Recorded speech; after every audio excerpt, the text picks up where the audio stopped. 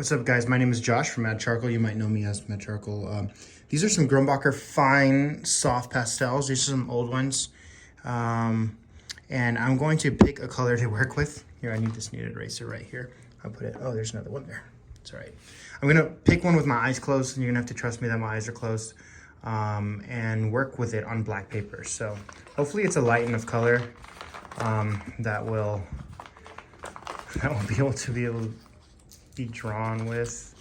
To be honest, I felt that last one and I know what shape it was, and that was a brown one, but I don't even know if I'm looking at the right area. But this one feels really good. And it is, oh, it's a dark gray. We can't use that, sorry. Let's retry that.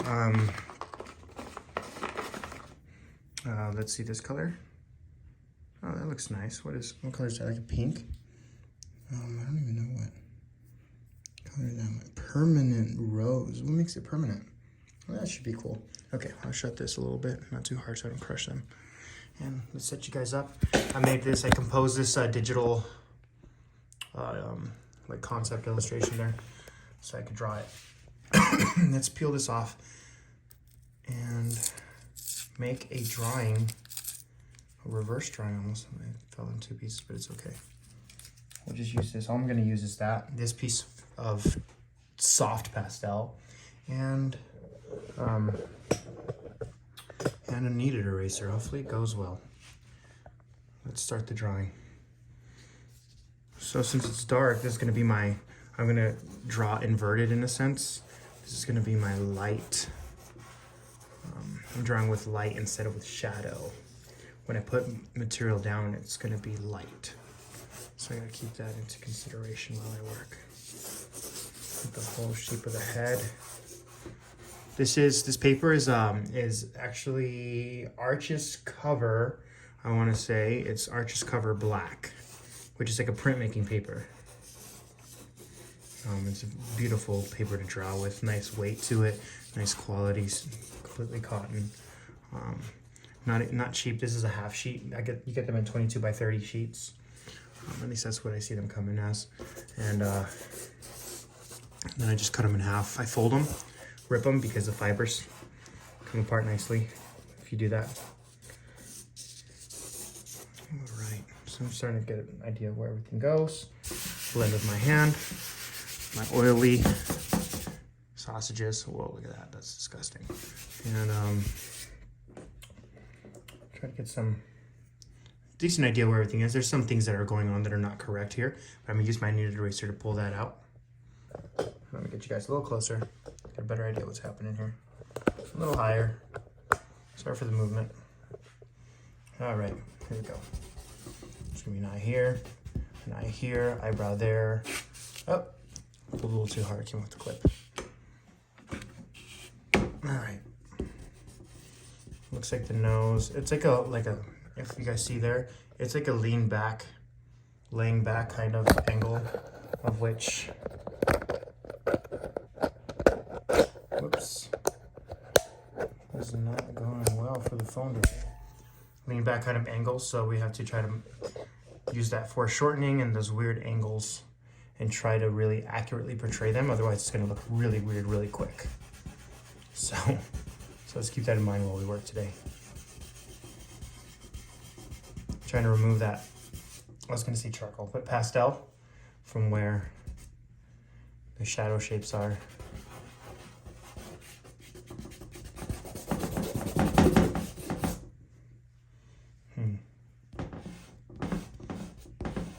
Pull that across.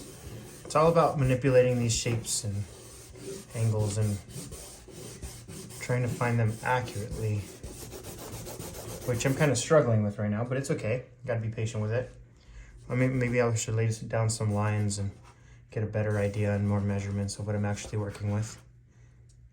It's probably wise to do that for me at this point. Sometimes it comes a little faster than other times. I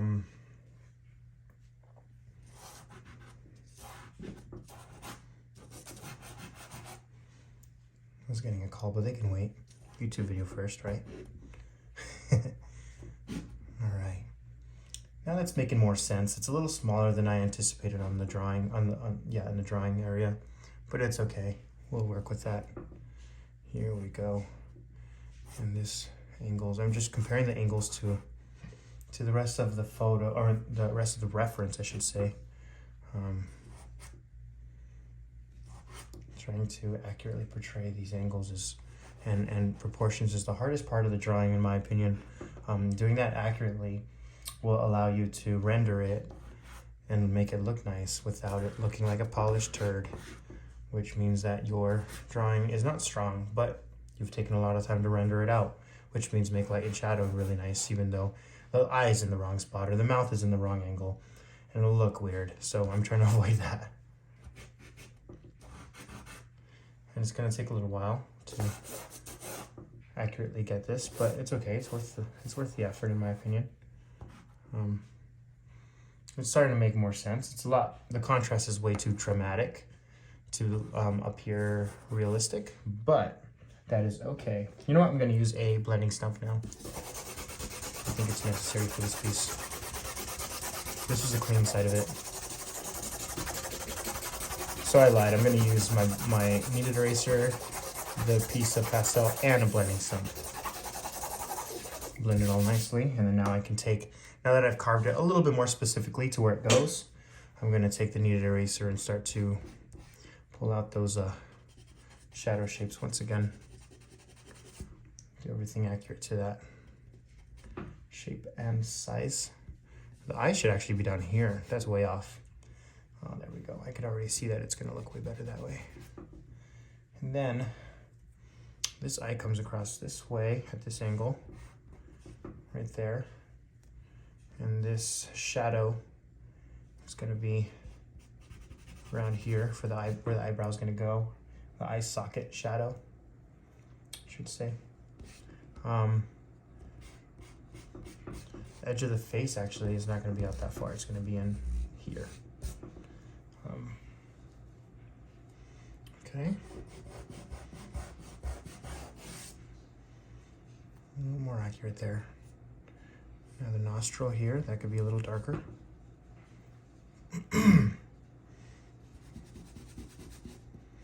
Now we can discolor a little bit of this so that it could appear more shadow shaped. I keep, as I work, I just keep like mushing the kneaded eraser around to make more of a chisel shape to work with. And it kind of disintegrates a little bit in my hand while, or flattens out and gets misshaped while I draw with it. So I just continuously keep forming it back to like a chisel shape as I work, almost like a piece of charcoal end where you were like working with the flat part of it, right? Kind of like that. Because ultimately you're drawing with every material you have, even if it's an eraser, which is removing material, you're still drawing with it. Because drawing means that you're creating something on the paper, mark making, so that you're still marking the paper, you're just removing, like sculpting almost, right? Like when you're removing clay from a sculpture, you're still sculpting. Just keep that in mind. Use your eraser as a drawing material and a method, not as a mistake hider.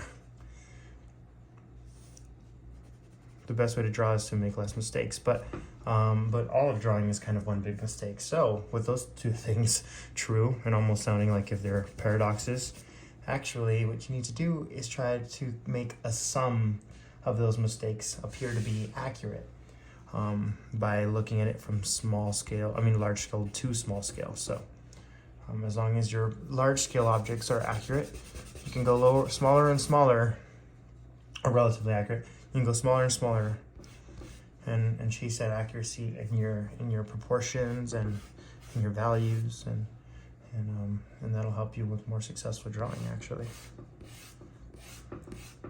See, this one was way lost. This piece was going to be a disaster, but I didn't give up on it. Wanted to. If I wasn't recording a YouTube video, I might have, but I didn't give up on it. And now look at it. It's coming up. It's coming together a little bit. I think it's going to actually be good. All right, removed a lot of material. This part's going to have to be brighter, right there. And if I squint at my reference and my drawing, I can see where the changes in value need to be pushed or need to be removed or softened. Everything I'm doing, I'm trying to soften up so that it's more of a gradual change in value. And obviously this color is not going to go completely white because it's not white, but we're gonna use it. I would say like it's a very light color, so I would say it's in a 10 value scale, I would call it closer to like a 3 value. It's not completely bright, but it's lighter than like a shadow color. So if your lightest value is going to be around a 3, that means that you really need to make sure that you're being sensitive about your 4, 5, 6, 7, 8, 9, 10 values, you know? Just a little bit more than you usually would, because I'm not able to work with complete black and complete white. I am able to work with some complete black, almost like some 9 values, which is kind of getting into this area here where there's no material down, or as much material as I can get off the paper. Not all of it, but most of it. So I'm keeping that in mind while I work and making sure I'm pushing all those values so that it appears that this pinkish, reddish, orangish, I don't know what that color is, the warm color that I'm using, the rose, the permanent rose, it appears that that it's a bright light. And the only way to make that appear as to be light is to be very sensitive and very accurate with those value changes in the shadows and the sensitivity in the light. So this is going to be really bright over here too. So let's try to establish that and blend it out a little bit. It's just pushing and pulling the values. It's almost like sculpting, right? You're adding and subtracting materials, forming things around, pushing things around, changing your mind about things. It's okay to change your mind, but don't make up your mind too fast. Keep from that as long as you can. Keep from making decisions as long as you can, and just try to kind of, it's hard to do, but juggle it in your brain a little bit longer, and that'll allow you to make a more accurate piece.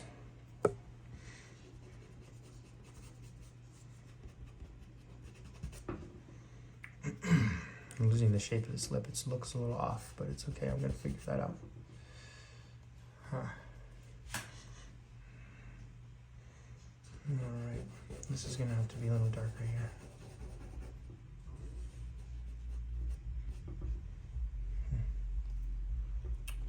Not too worried about the outer area just yet. I could always stylize that as I please, but it won't matter how I stylize it unless I have a nice accurate drawing, a nice, not too accurate, but more of like a harmonious drawing going on around.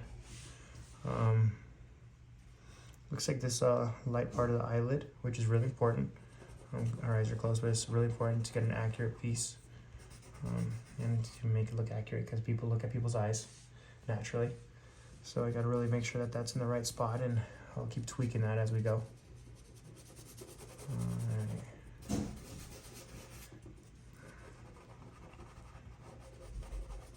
Thanks for your support and everything, by the way, guys. It means so much that you guys watch these videos and like to follow along with me while I draw and learn. And I learn from you guys too, especially in your comments and what I get to see that you guys make, if I get the chance to see it.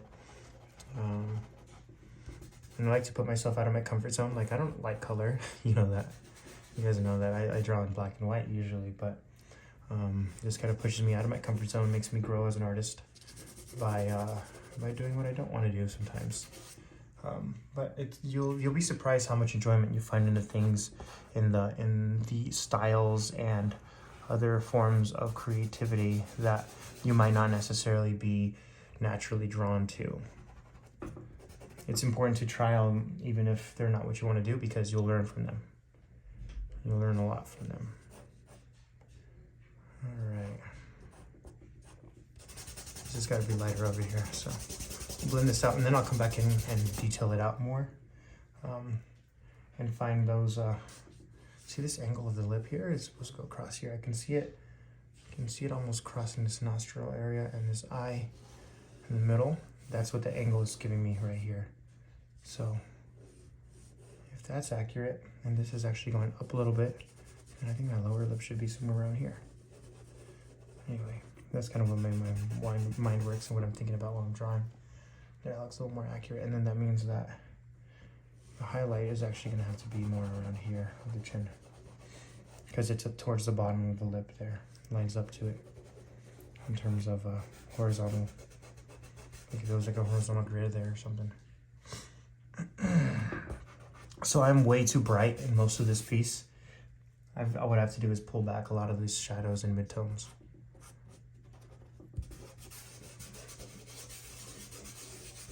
And I'm going to leave those other shadows a little bit more ambiguous, like where it comes out like this areas.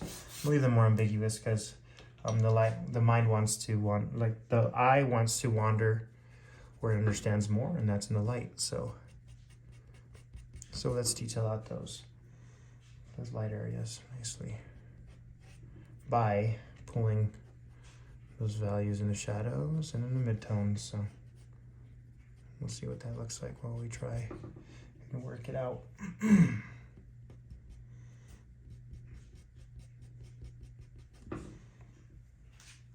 You build and build and build on what you've put on down before. Don't get too attached to where you have things placed. If you feel like you have to make a dramatic change, try your best to make the change. Don't try to just force it to work.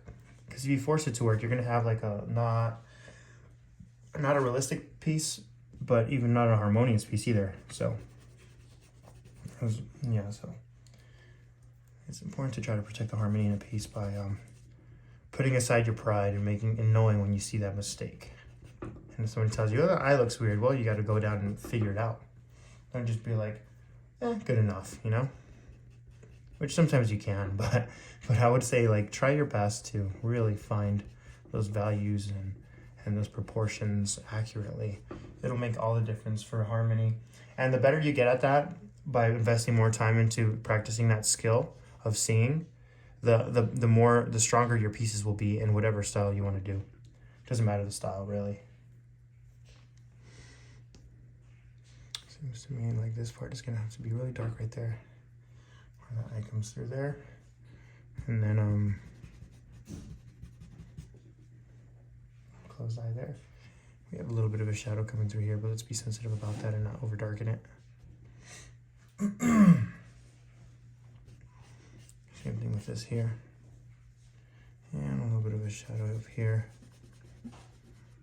It seems like this eyebrow's a little too high, so and that part of the face is bright, so I'm gonna pull that down a little bit and get a little more relaxed look, less a surprised look.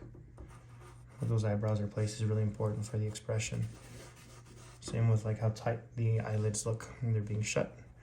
Let's try to make them look a little bit relaxed.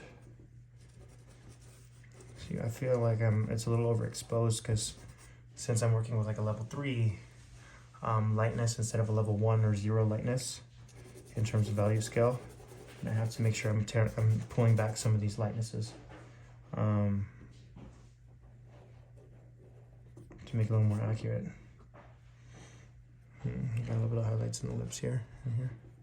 All right, I'm gonna be able to work on this piece for a really long time, so I should start wrapping it up before I start to really push more time in this. It's already been 20 minutes or so almost, and I don't want to take up too much of your guys' time, but thanks for enjoying this process, and it's a fun little challenge for me to try, and maybe we can stylize the piece a little bit before we go. So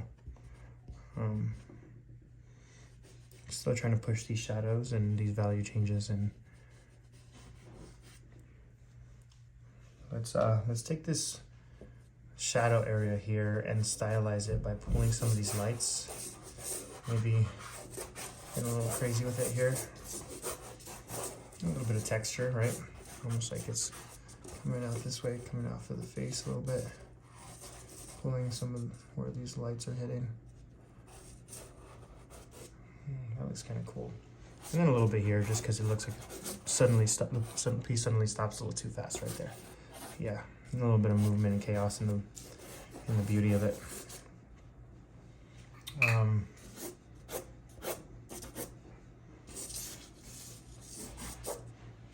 doesn't really match my reference all that much, but it's okay. That reference is actually made for a painting that I'm gonna make potentially. So I thought it'd make a cool sketch as well. Pastel sketch, soft pastel sketch on black paper. This is a fun challenge to give yourself if you're looking for something to experiment with. I'm feeling it. Looks pretty cool. It almost was a disaster at the beginning. You guys can see that. But stuck with it and figured it out through the uncomfortable, ugly stage of the drawing. But anyway, hope you guys like it. Thanks for hanging out with me. Check out my website, madcharcoal.com/shop, if you guys want to buy any of my work or courses. I have a course there, and also the materials I work with. Not this material per se, like this pastel, but I have the charcoal materials for drawing, and the ink materials I work with. And I ship that all over the world. Same with artwork, original artwork, and prints. So please go check that out if you feel so inclined. If not, just let me know what you guys think of this little demonstration here, and what you guys learned from it, or what you guys want to learn that wasn't very clear. Once again, it's just this little piece of soft pastel, black paper, need an eraser, and I think I did a little bit of blending with this guy. Right here, a little cheap blending stump. Doesn't even have a brand on it. All right, I'll talk to you guys in the next one. See ya.